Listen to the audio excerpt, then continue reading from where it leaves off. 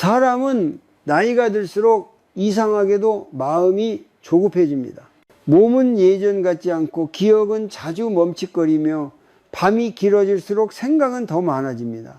그때 많은 분들이 무의식적으로 한 가지를 붙잡습니다. 그래도 내 노후는 자식이 있잖아. 결국에는 아이들이 나를 챙겨주겠지. 하지만 이 생각이 우리를 가장 깊은 불안으로 끌고 간다는 사실을 우리는 애써 외면해 왔습니다. 오늘 이 이야기는 자식을 부정하기 위한 이야기가 아닙니다. 오히려 남은 인생을 덜 아프게 살기 위한 아주 현실적인 이야기입니다. 지금 이 순간 조용히 자신에게 한번 물어보세요. 나는 자식을 사랑하고 있는 걸까요? 아니면 자식에게 기대고 있는 걸까요? 이 둘은 겉으로는 비슷해 보이지만 마음의 결과는 전혀 다릅니다. 나이가 들수록 많은 부모들이 자식에게서 안정을 찾으려 합니다. 내가 아플 때, 내가 약해질 때 누군가는 나를 책임져 줄 거라는 확신, 그 대상이 대부분 결혼한 자식이 됩니다. 하지만 불교에서는 분명히 말합니다. 고통은 상황에서 생기지 않고 집착에서 생긴다고 말입니다. 자식은 변했습니다. 사실 정확히 말하면 변한 것이 아니라 자식은 자기 삶을 살기 시작했을 뿐입니다. 배우자가 생기고 아이가 생기고 책임이 늘어났습니다. 그런데 부모의 마음은 여전히 과거에 머뭅니다.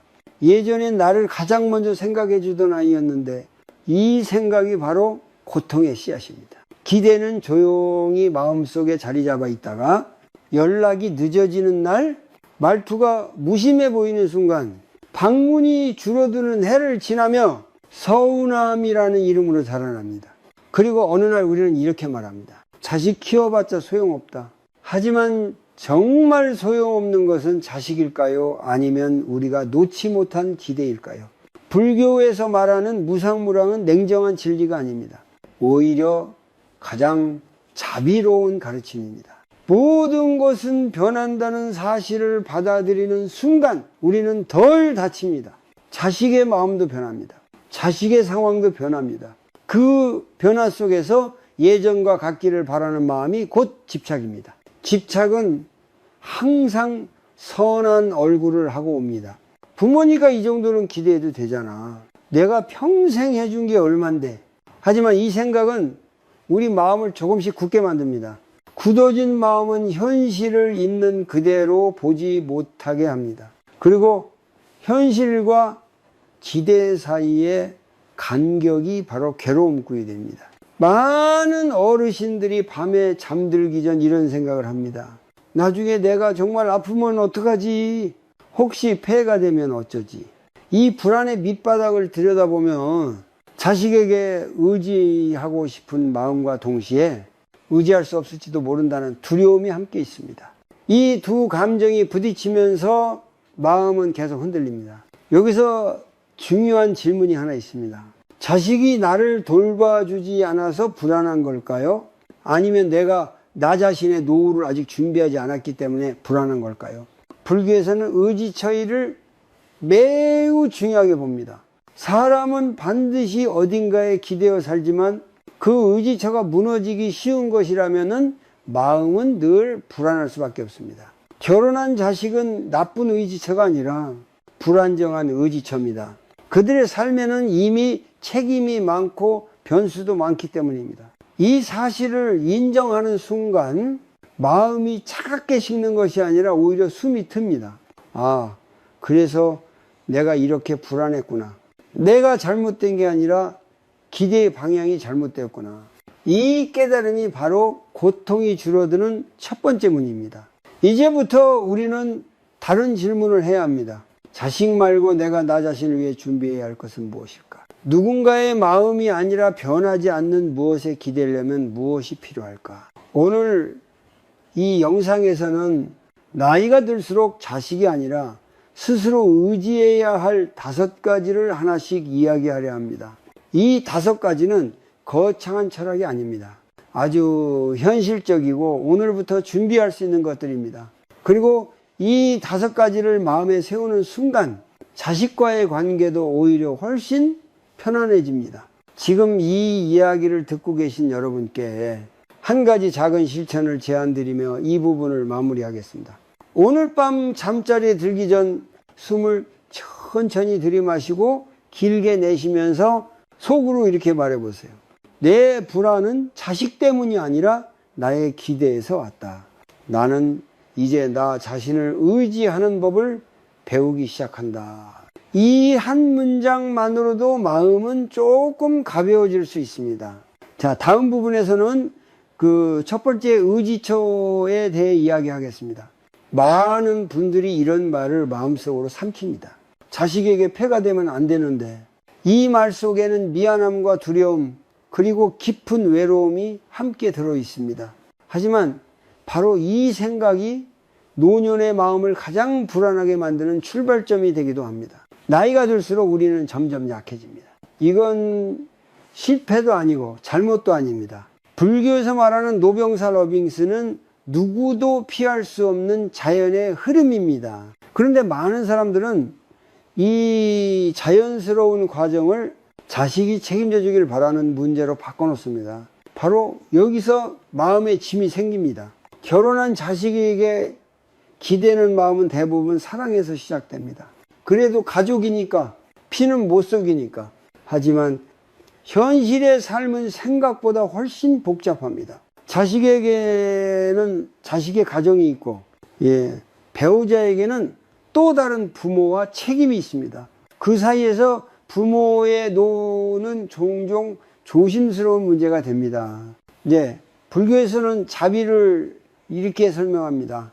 상대에게 짐이 되지 않게 하는 것, 그리고 나 자신을 방치하지 않는 것.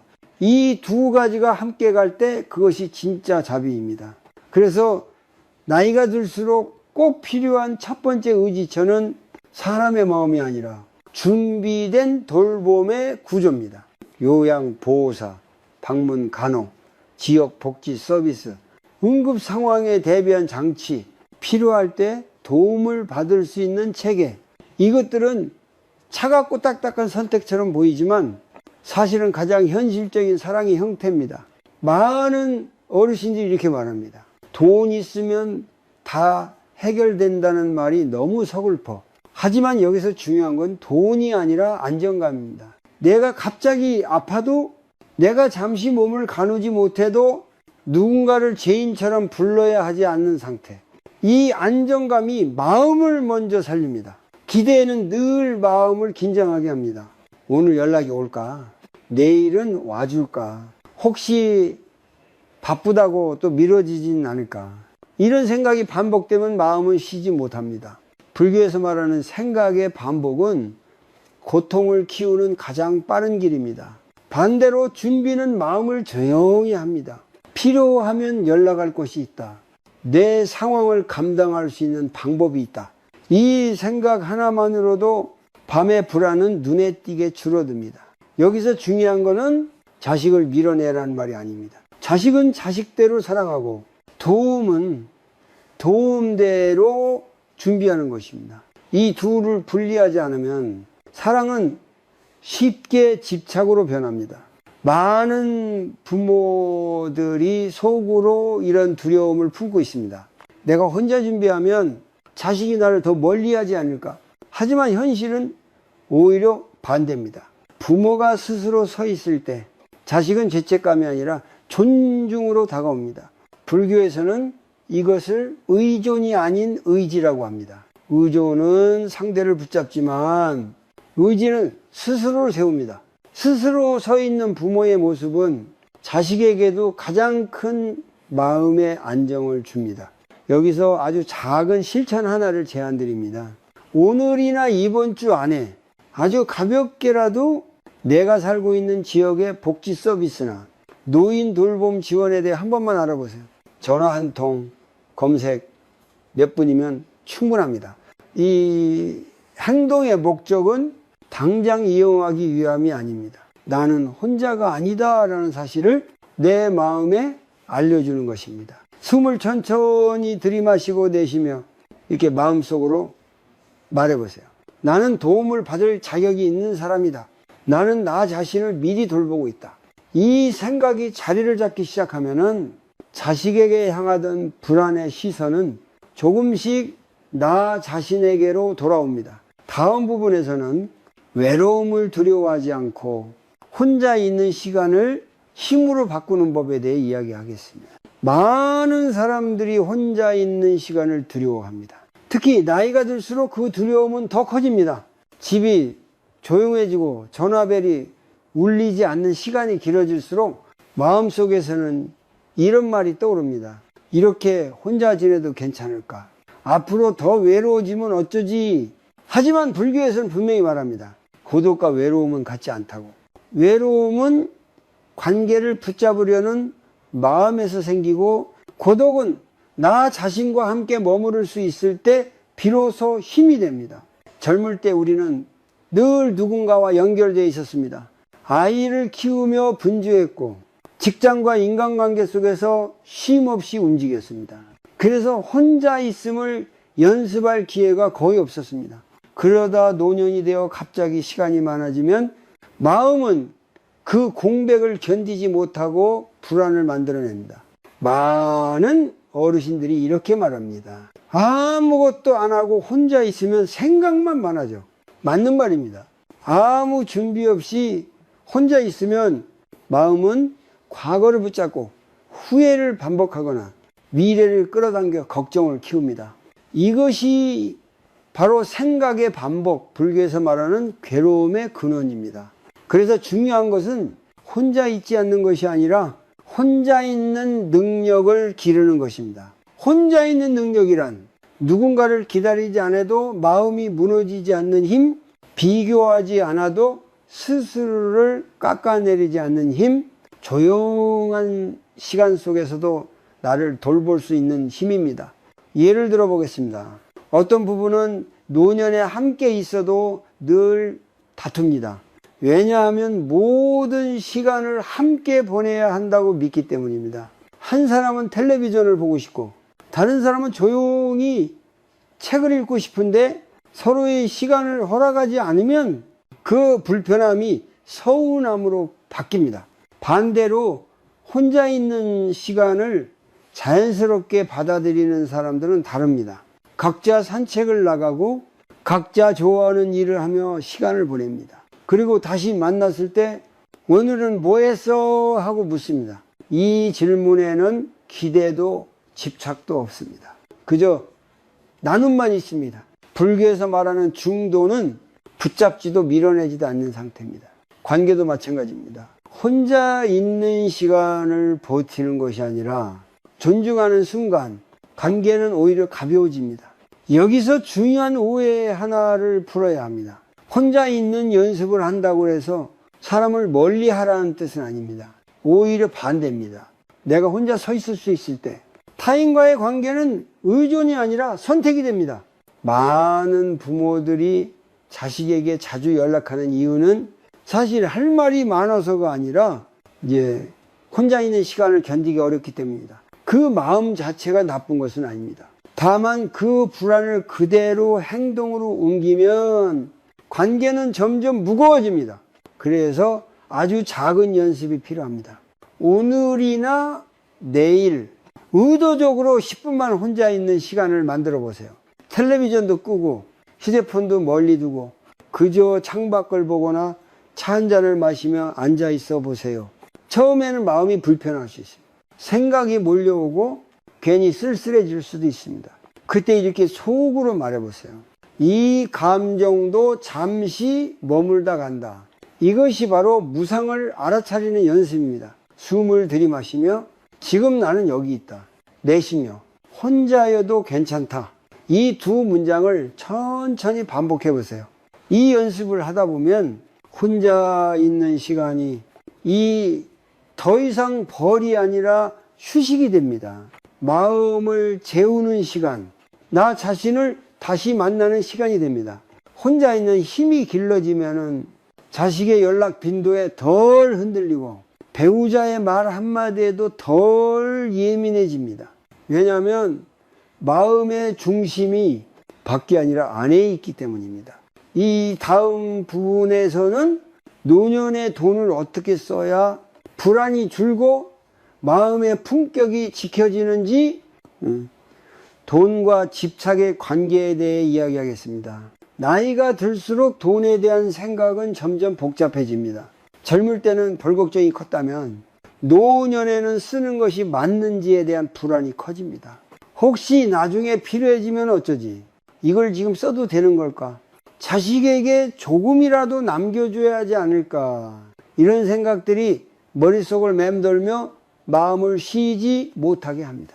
불교에서는 돈 그 자체를 문제 삼지 않습니다. 문제가 되는 것은 돈을 대하는 마음의 태도입니다. 돈이 불안을 줄여주는 도구가 될 때는 약이 되지만 집착과 통제의 수단이 될 때는 고통이 됩니다. 많은 부모들이 속으로 이런 기대를 품습니다. 내가 이렇게 아끼고 모아두면 자식도 나를 더 소중히 여기지 않을까. 하지만 현실은 종종 그 반대입니다. 돈은 사랑을 보장하지 않고 오히려 관계를 긴장시키는 원인이 되기도 합니다. 불교에서 말하는 집찻집은 놓치고 싶지 않다는 마음에서 시작됩니다.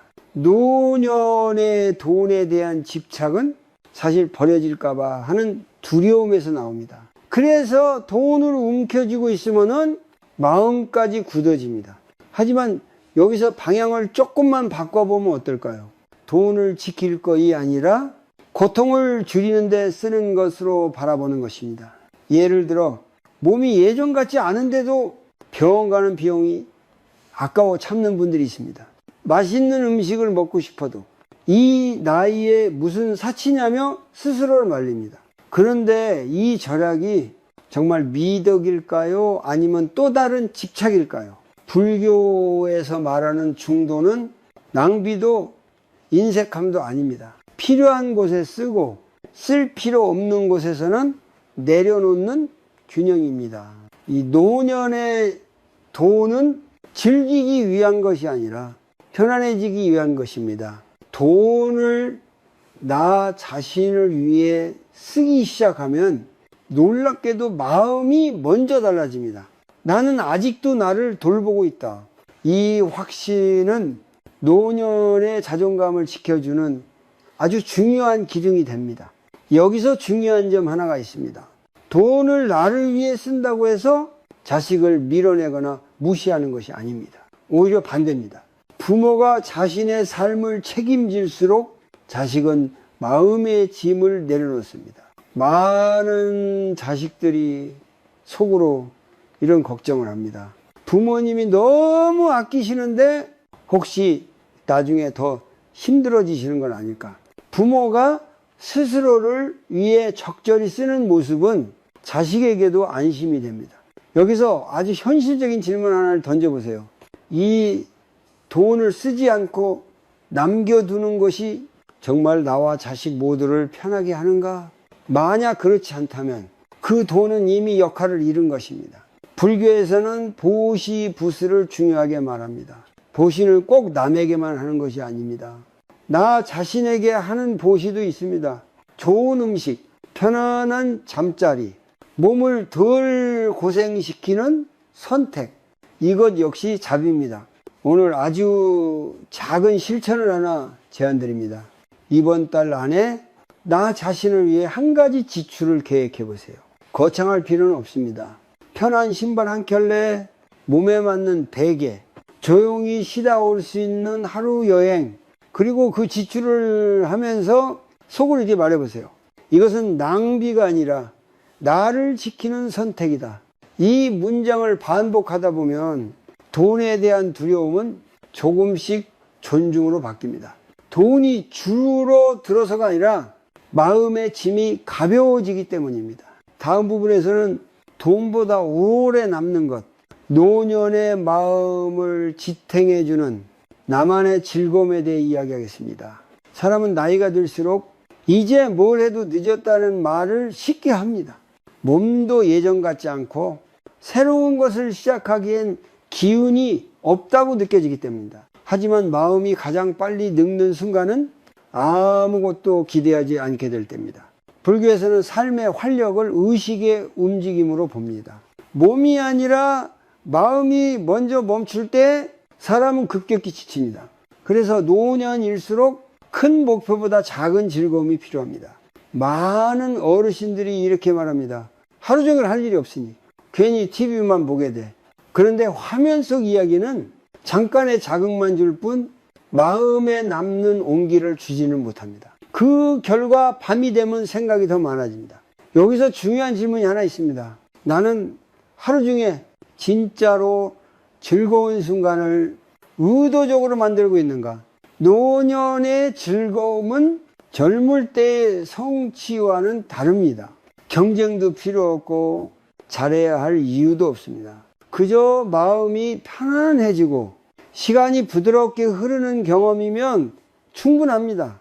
예를 들어 매일 같은 시간에 천천히 걷는 산책, 손으로 흙을 만지는 작은 화분 가꾸기, 좋아하던 음악을 틀어두고 차를 마시는 시간, 이런 반복되는 리듬은 마음을 안정시키는 힘을 가집니다.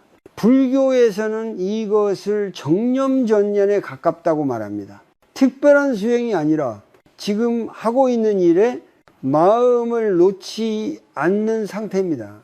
즐거움이 수행이 되는 순간입니다. 취미를 가지는 것에 대해 죄책감을 느끼는 분들도 많습니다. 이 나이에 즐길 자격이 있나? 아직도 해야 할 책임이 많은데. 하지만 평생 가족을 위해 살아온 분들에게 이 질문은 너무 가혹합니다. 취미는 도망이 아닙니다. 오히려 회복입니다. 마음을 다시 숨쉬게 하는 통로입니다. 또 하나 중요한 점은 취미가 꼭 사람을 많이 만나야 할 필요는 없다는 것입니다. 물론 동호회나 모임이 이 사회적 활력을 줄 수는 있지만은 혼자서도 충분히 가능한 취미가 좋습니다. 그래야 관계에 따라 기분이 흔들리지 않습니다.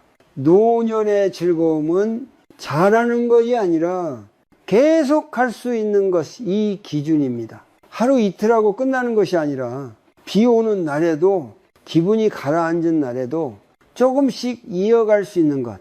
여기서 작은 연습을 하나 제안 드립니다. 오늘 하루를 떠올려 보세요. 그리고 이렇게 물어보세요. 오늘 나를 조금 웃게 만든 건 무엇이었나? 만약 바로 떠오르지 않는다면 그건 아직 만들지 않았다는 뜻입니다. 내일부터 아주 작게 시작해 보세요. 하루에 15분, 오로지 나를 위한 시간, 성과도 평가도 비교도 없는 시간입니다. 그 시간 동안 숨을 천천히 들이마시고 내쉬며 지금 이 순간이면 충분하다. 이 말을 마음속으로 되뇌어 보세요. 이 연습이 쌓이면은 하루의 무게가 달라집니다. 자식의 반응, 세상의 속도에 덜 휘둘리게 됩니다. 왜냐하면 내 안에 작지만 분명한 기쁨의 근거가 생기기 때문입니다. 이 다음 부분에서는 가장 가까운 관계인 부부 사이에서 어떻게 거리를 조절해야 사랑이 마르지 않는지 노년의 관계에 필요한 규칙에 대해 이야기하겠습니다. 나이가 들수록 부부는 하루 대부분을 함께 보냅니다.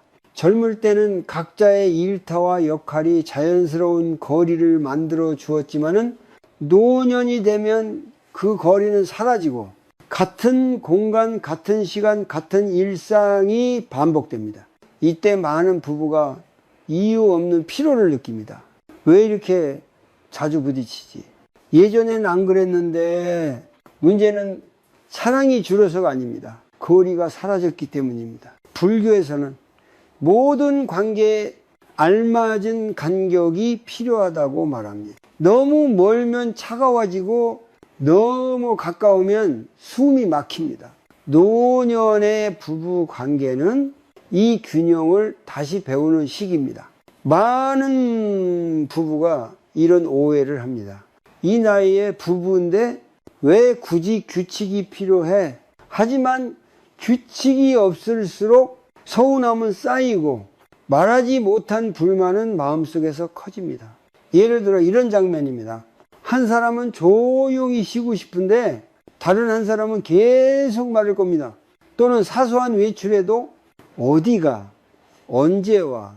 라는 질문이 반복됩니다.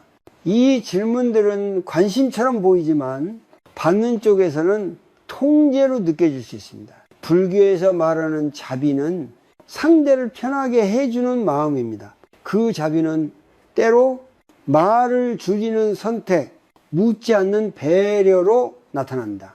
그래서 노년의 부부에게 필요한 것은 큰 약속이 아니라 아주 작은 규칙들입니다.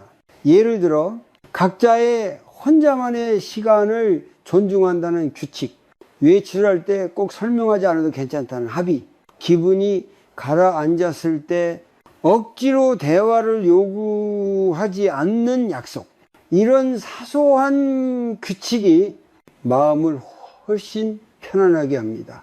여기서 중요한 점은 규칙의 목적이 상대를 바꾸는 것이 아니라 나를 덜 지치게 하는 것이라는 사실입니다. 당신은 왜 이래가 아니라 나는 이럴 때 힘들어. 이렇게 말의 방향을 바꾸는 것만으로도 관계의 온도는 달라집니다. 노년의 부부는 서로를 너무 잘 안다고 생각합니다. 그래서 설명을 생략하고 배려를 당연하게 여깁니다. 하지만 불교에서는 당연함이 괴로움의 시작이라고 말합니다. 당연하다고 여기는 순간 감사는 사라지고 불만이 자랍니다. 여기서 아주 간단한 실천을 제안드립니다. 오늘이나 내일 배우자에게 이렇게 한 문장만 말해보세요. 당신이 혼자 있는 시간도 나만큼 소중하다는 걸 알고 있어. 이 말은 상대를 풀어주고 동시에 나 자신도 풀어줍니다. 또 하나 중요한 연습은 상대의 행동을 즉시 판단하지 않는 것입니다. 불편한 감정이 올라오면 속으로 한 박자 쉬며 말해보세요. 이건 고의가 아니다. 이 짧은 멈춤이 말다툼을 크게 줄여줍니다. 부부 사이의 거리는 사랑이 식어서 생기는 것이 아닙니다. 사랑을 지키기 위해 의식적으로 만들어야 하는 공간입니다. 그 공간이 있을 때 함께 있는 시간도 다시 소중해집니다. 다음 부분에서는 부모와 자식 사이에서 어떻게 거리를 지켜야 사랑의 짐이 되지 않는지, 자식과의 관계를 다루는 법에 대해 이야기하겠습니다. 부모와 자식의 관계는 세상에서 가장 깊은 인연 중 하나입니다. 그래서일수록 이 관계는 가장 쉽게 상처가 나기도 합니다. 특히 자식이 결혼하고 자기 가정을 꾸린 이후에는 부모의 마음이 더 복잡해집니다. 많은 부모들이 이렇게 생각합니다. 이제는 내가 물러나야 한다는 걸 알지만 그래도 걱정이 앞선다. 이 걱정은 사랑에서 시작되지만 지나치면 관계를 무겁게 만듭니다. 불교에서는 사랑과 집착을 분명히 구분합니다. 사랑은 상대를 자유롭게 하고 집착은 상대를 붙잡습니다. 자식을 향한 마음도 이 경계 위에 서 있습니다. 자식이 힘들어 보일 때 부모는 본능적으로 개입하고 싶어집니다. 조언을 하고 해결책을 제시하고 때로는 대신 책임지고 싶어집니다. 하지만 이런 행동이 반복되면은 자식은 스스로 설 기회를 잃습니다. 노년의 부모에게 가장 어려운 연습은 도와주지 않는 용기입니다. 아무것도 하지 않는 것이 아니라 지켜보는 선택입니다. 많은 부모들이 이런 두려움을 말합니다. 내가 나서지 않으면 아이가 더 힘들어지지 않을까. 하지만 불교에서는 모든 존재는 자기 업겹을 통해 배운다고 말합니다. 부모가 대신 짊어질 수 없는 길이 있습니다. 여기서 중요한 태도는 차가움이 아니라 냉정함입니다. 냉정함은 마음을 닫는 것이 아니라 현실을 그대로 보는 힘입니다. 자식에게도 한 사람의 인생이 있고 부모에게도 아직 남은 인생이 있습니다. 부모와 자식 사이에 건강한 거리가 생기면 놀라운 변화가 일어납니다. 자식은 부모를 도움이 필요한 존재가 아니라 존중해야 할 존재로 보기 시작합니다. 그리고 부모 역시 자식의 반응에 덜 흔들리게 됩니다. 많은 어르신들이 자식의 말 한마디에 하루 기분이 달라집니다. 짧은 통화, 무심한 말투, 늦은 답장, 이 모든 것이 마음을 흔들어 놓습니다. 이때 필요한 연습은 자식의 행동을 내 가치와 연결하지 않는 것입니다. 이 불교에서는 이것을 분별을 내려놓는 연습이라고 합니다. 자식의 말은 자식의 상황일 뿐 나의 존재 가치를 판단하는 기준이 아닙니다. 아주 간단한 실천 하나를 내보세요. 자식과 통화한 뒤 마음이 불편해졌다면 속으로 이렇게 말해보세요. 이건 내 문제도 아이의 문제도 아니다. 이 문장은 감정을 진정시키는 힘이 있습니다. 또 하나 중요한 점은 자식의 삶에 대한 정보를 조금 덜 가지는 것입니다. 너무 많이 알수록 간섭하고 싶은 마음이 커집니다. 눈으로 보고 귀로 듣되 입은 잠시 쉬게 하는 연습이 필요합니다. 부모의 역할은 문제를 해결해 주는 사람이 아니라 언제든 돌아올 수 있는 안전한 공간이 되는 것입니다. 그 공간은 조언보다 침묵에서 만들어집니다. 자식과의 거리를 지키는 것은 관계를 포기하는 것이 아닙니다. 오히려 오래 가기 위한 선택입니다. 이 선택이 쌓일수록 부모의 마음은 가벼워지고 자식과의 관계는 부드러워집니다. 다음 부분에서는 이 모든 관계와 선택을 불교의 관점에서 다시 정리하며 왜 버림이 아니라 놓음이 노년의 지혜인지에 대해 이야기하겠습니다. 지금까지 우리는 의지해야 할 대상들을 하나씩 살펴보았습니다. 사람이 아니라 준비, 기대가 아니라 능력, 집착이 아니라 균형. 이제 이 모든 선택의 바탕에 있는 불교의 핵심 가르침을 조용히 함께 들여다볼 시간입니다. 불교에서는 인간의 고통을 아주 단순하게 설명합니다. 무상, 고, 집착, 모든 것은 변하고 그 변함을 붙잡으려 할 때 괴로움이 생긴다는 것입니다. 노년의 고통도 다르지 않습니다. 자식이 변해서 아픈 것이 아니라 변하지 않기를 바랐기 때문에 아픈 것입니다. 관계가 멀어져서 괴로운 것이 아니라 예전의 거리를 기준으로 삼았기 때문에 힘든 것입니다. 여기서 중요한 전환이 하나 있습니다. 놓는다는 것은 사랑을 버리는 행위가 아니라는 사실입니다. 놓는다는 것은 현실을 인정하는 태도입니다. 많은 분들이 이렇게 말합니다. 다 내려놓으면 허무해지지 않을까? 하지만 불교에서 말하는 놓음은 텅 비우는 것이 아니라 불필요한 짐을 내려두는 것입니다. 예를 들어 보겠습니다. 무거운 짐을 들고 오래 걸으면 처음엔 괜찮아도 시간이 지날수록 숨이 가빠집니다. 짐을 조금 내려놓는다고 해서 길을 포기하는 것은 아닙니다. 오히려 더 멀리 가기 위한 선택입니다. 노년의 삶도 같습니다. 기대, 비교, 통제, 후회, 이 짐들을 그대로 들고 가면 마음은 점점 지칩니다. 불교의 지혜는 이 중에서 무엇을 내려놓을 수 있을까? 라고 묻는 데서 시작합니다. 여기서 가장 먼저 내려놓아야 할 것은 과거의 기준입니다. 예전엔 이랬는데, 그때는 다들 이렇게 살았는데, 과거는 참고일 뿐, 현재를 판단하는 잣대가 되어서는 안 됩니다. 또 하나는 미래에 대한 과도한 걱정입니다. 아직 오지 않은 일을 이미 겪은 것처럼 마음으로 반복하면 현재의 평온은 사라집니다. 불교에서는 이것을 아직 오지 않은 고통을 미리 사는 것이라고 합니다. 노음의 연습은 한 번에 이루어지지 않습니다. 그래서 자각이 필요합니다. 지금 이 순간 내 마음이 무엇을 붙잡고 있는지 알아차리는 것부터 시작합니다. 아주 간단한 질문을 하루에 한 번만 던져보세요. 지금 내가 힘든 이유는 사실이 아니라 생각 때문은 아닐까? 이 질문은 마음을 현실로 되돌려 놓습니다. 불교에서는 이것을 정견정미라고 합니다. 사실을 사실로 보고 생각을 생각으로 보는 힘입니다. 이 힘이 생기면 감정에 휘둘리는 시간이 줄어듭니다. 노음은 차가운 태도가 아닙니다. 오히려 마음을 부드럽게 만듭니다. 자식에게도 배우자에게도 그리고 나 자신에게도 덜 엄격해집니다. 이 단계에 이르면 관계에서 이런 변화가 나타납니다. 상대가 나를 어떻게 대하느냐보다 내 마음이 어떤 상태인가를 더 중요하게 여기게 됩니다. 이것이 바로 노년에 필요한 자기 의지처입니다. 여기서 아주 짧은 실천을 하나 제안드립니다.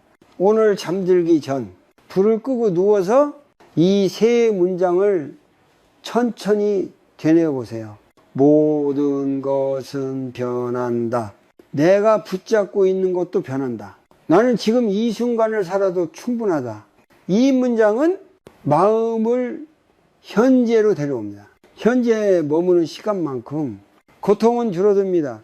이 다음 부분에서는 지금까지의 이해를 실제로 삶에 적용할 수 있도록 아주 구체적인 하루 10분 실천법을 함께 정리해 보겠습니다.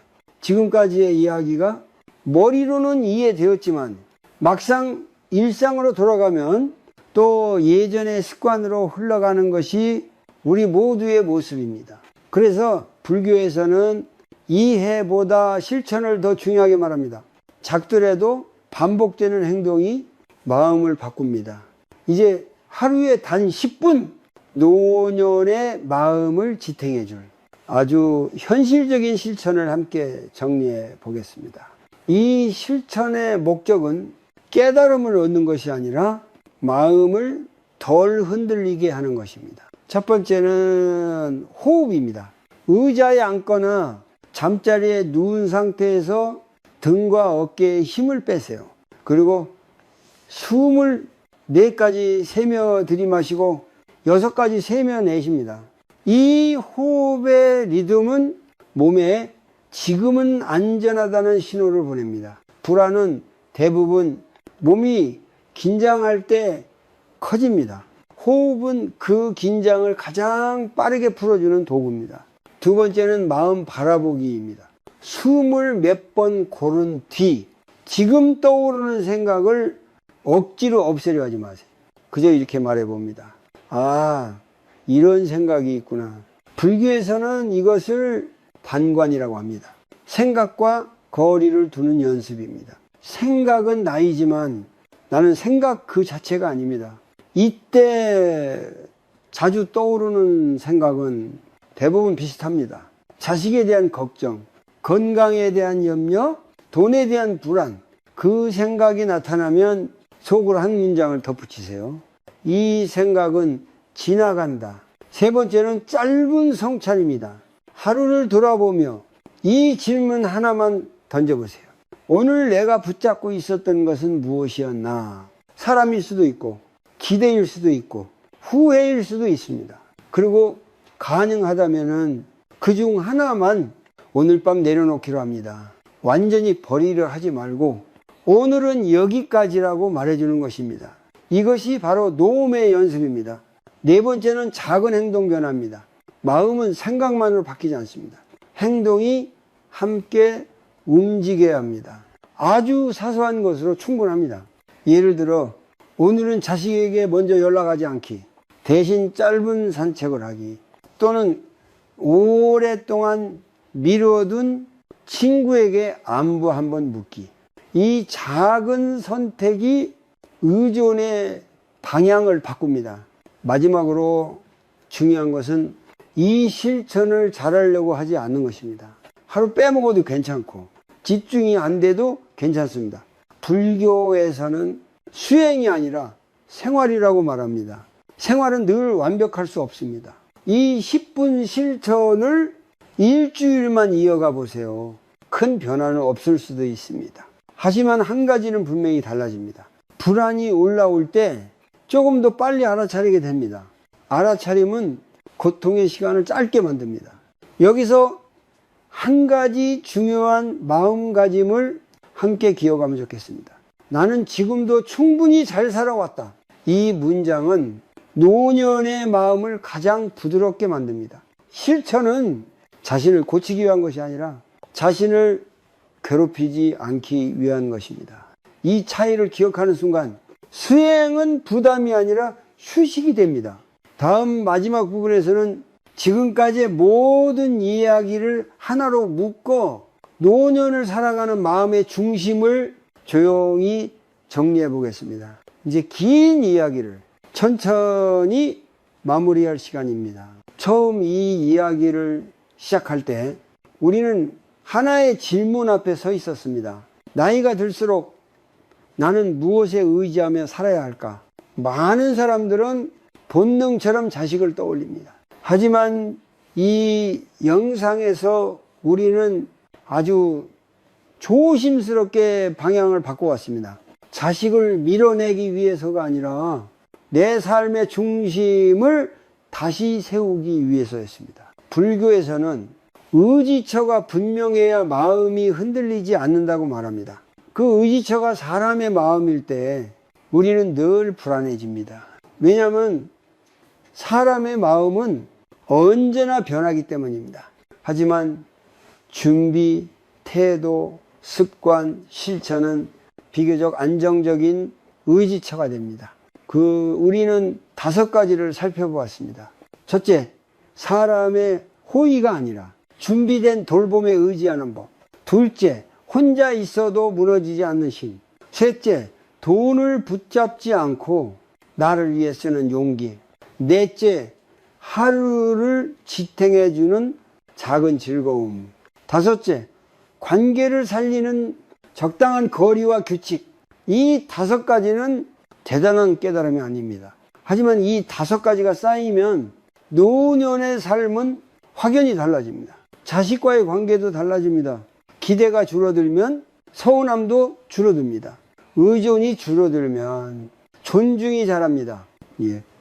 부모가 스스로를 지킬수록 자식은 더 편안한 마음으로 다가올 수 있습니다. 여기서 꼭 기억해야 될 한 문장이 있습니다. 자식은 사랑의 대상이지 내 삶의 기둥은 아니다. 이 문장을 마음에 담는 순간 관계는 훨씬 부드러워집니다. 노년의 삶은 줄어드는 것이 아니라 정리되는 시간입니다. 해야 할 일은 줄어들지만 느낄 수 있는 깊이는 오히려 커집니다. 비교할 필요도 증명할 필요도 없습니다. 불교에서는 이것을 자기 완성의 시기라고 봅니다. 누군가를 위해 달려온 시간을 지나 이제는 나 자신을 정직하게 돌볼 차례입니다. 혹시 지금 마음 한구석에 이런 생각이 있다면 나는 너무 늦은 건 아닐까? 그 생각에 이렇게 답해주고 싶습니다. 숨 쉬고 있는 지금 이 순간이 가장 이른 때입니다.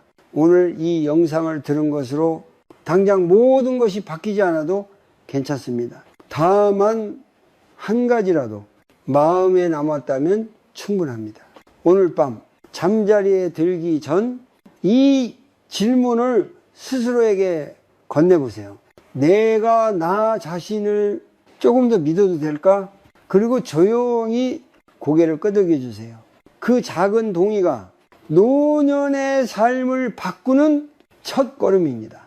불교에서는 마지막까지 가장 중요한 수행을 자비라고 말합니다. 그 자비는 남을 향하기 전에 먼저 나에게 향해야 합니다.